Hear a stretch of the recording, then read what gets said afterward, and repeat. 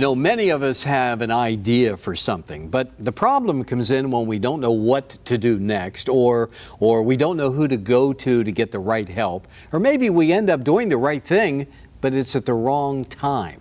It's just filled with so many problems out there. How do we make that idea turn into a reality? Well, I want you to meet somebody today who's not only an expert in the field, but also a dear, dear friend. And he has been helping building businesses for over 26 years, probably even longer than that, we're going to find out. But he is really put together a great process, a great way to take what you have and to turn it into a reality. My pleasure to welcome my good friend Jim Wilkinson to the show. Jim, welcome. Good to have you here. Hi, Bob. Thank you. It's great to be here. Isn't that the problem that we're talking about, is that there's so many services out there that's saying we can help you as an inventor, we can help you with your idea.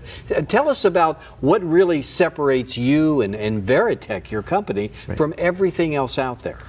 Well, Bob, what we do is we do more than focus on the product. We focus on the person, what they want to do, where they want to go with it. We mentor them. A lot of times we even help them raise capital so that they can afford to move their project forward. Now, as I mentioned at the open, you've been doing this a long time. I said 26 years, but is it longer than that? Well, it is. I started Veritek 26 years ago. Okay. But have been doing this over 30 years. Wow. How'd you get started in all doing this? What was the driving force? I was born that way. So. Is that right? I can't really tell you when I got started with it. Right. I know that I've been doing it a very long time, and I just don't remember how long ago it was. I started working with a company in Michigan doing automotive products as a consultant to them. Okay. And it just developed from there into what we have now today. You know, when it comes to inventors and people with ideas, one thing pops up right away, and that's safety. That's protection. Okay, how do I know if I submit my idea to you? Let me just ask you, how do I know that's a safe thing to do? Well, that's an excellent question, and I get that all the time from people I talk to. We've developed a process that starts from the very beginning, from the very first contact, with emphasizing how to protect their idea as they move through the process, especially today now with the new patent laws that have come out.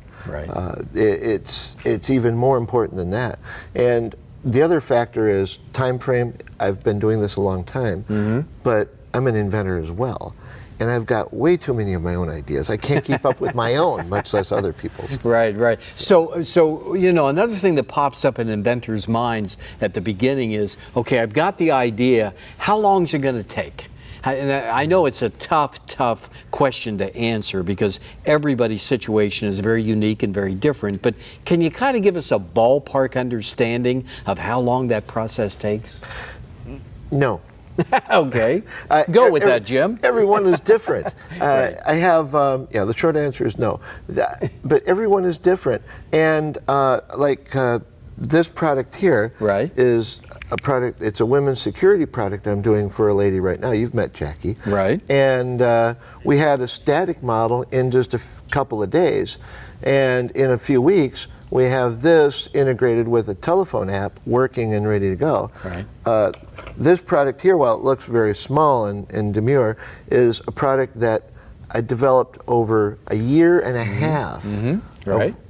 A year and a half of working with it. Wow. And this is a switch that goes in your overhead of your car that turns your map lamps on and off. And that's something we don't think about, but when that light doesn't come on, then we think about it, right? You think about it then. So let's go back to the question I was asking, and I understand there's no way to answer how long, because everybody is totally different with it. But I think it's more important for the inventor to focus on the right process. As opposed to how long is it going to take. I mean, you can have it done very quickly, but it could be wrong.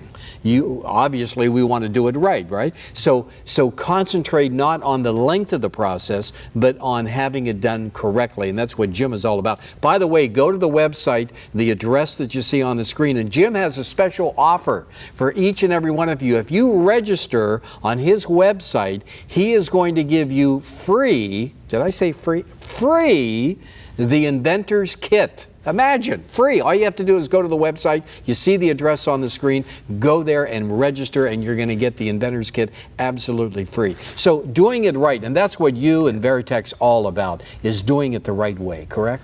That's right. Doing it the right way, doing the right thing, as you said earlier, at the right time. Very, very critical. Right. Let's talk about some of the products that you've been able to deal with, because since you have been doing this for a long time, have I seen products out there? Do I use products that you have been involved in the process? Well, I don't know that you use this product, but you know of it, which is this product here that you can put a hot curling iron in so you don't curl your hair very much. But right. But I helped Andrea with developing this. So the problem with this is that if you finish with the curling iron and it's hot and you put it on the counter, it can create a bigger problem. This will solve that. Well, you can put the hot curling iron in this and you can put it in your suitcase and off you go. Okay, got you. You got something else? I do.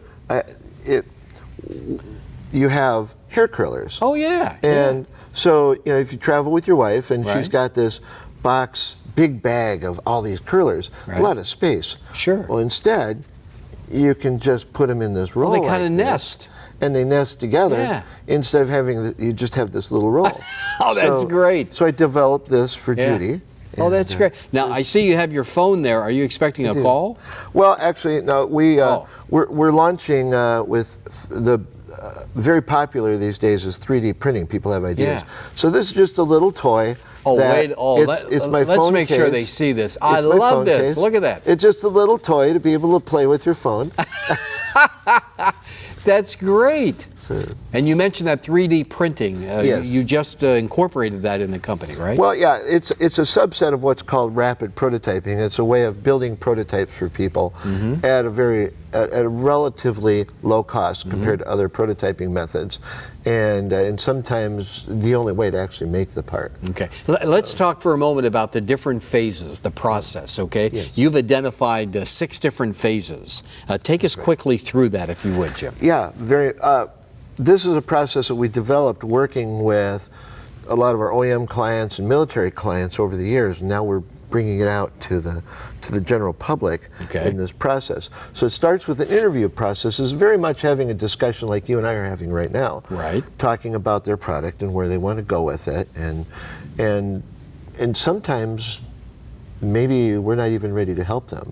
And then from there we go through a discovery phase where we define what their product's going to be. We very quickly make a conceptual computer model of their product. Right. And then we go into an engineering phase where we take that conceptual model and we put the details into it.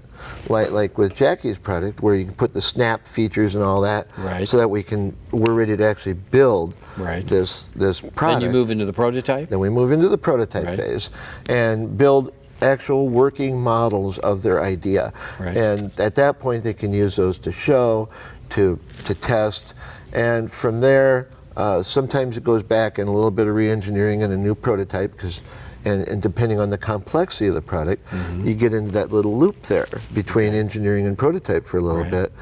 And then we're launching. And then we get into the launch phase. Which is exciting. Which we want to get to as quickly as we can. That's right. That's where the money's going to start coming from. And then manufacturing. And then manufacture. And we manufacture in Denver. Right. And we are launching right now our own manufacturing using disabled American veterans to do the work.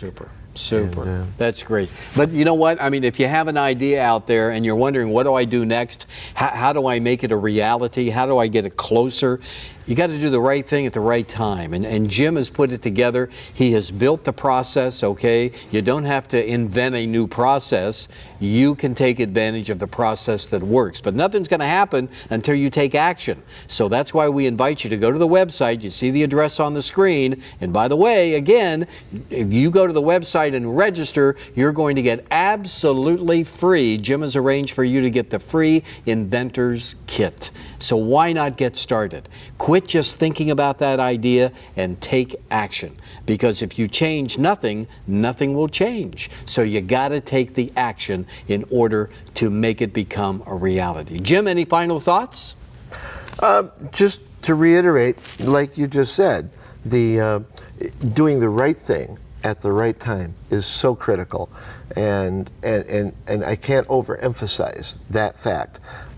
So they see the book on the table here, Right, the Practical Inventor right there, right in front, and that walks you through those steps of doing the right thing at the right time. Right. Which is also available on the website as well. Terrific. And we've talked a little bit about the 3D printing, and just to talk about, we're expanding how we can serve other people with more 3D printing services and processes. Terrific. Jim Wilkinson from Veritek, thank you so much, my friend, for being here. Go to the website right now, take that step, and find out more.